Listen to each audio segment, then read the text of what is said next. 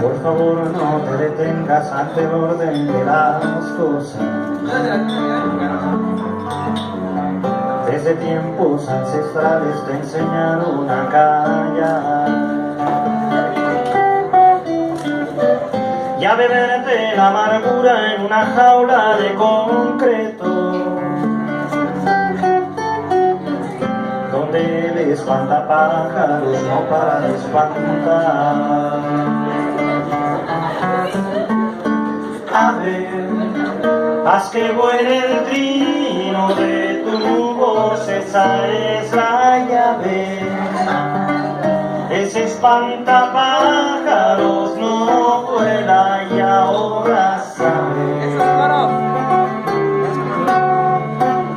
que en el cielo que hoy surcas no cabe el temer.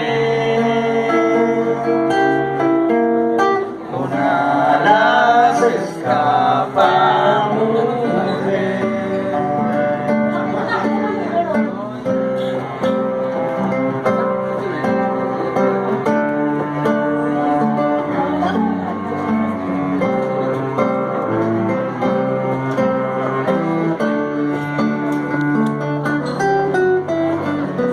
Cuántas desapariciones, cuántas vidas ya las rotas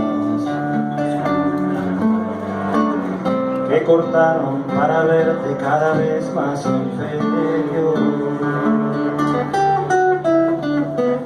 A ese triste espantapájaro cegado de sí mismo, ese de la jaula de oro vininecio comprado. A ver, haz que vuele el trino de tu voz, esa es la llave. Ese espantapájaros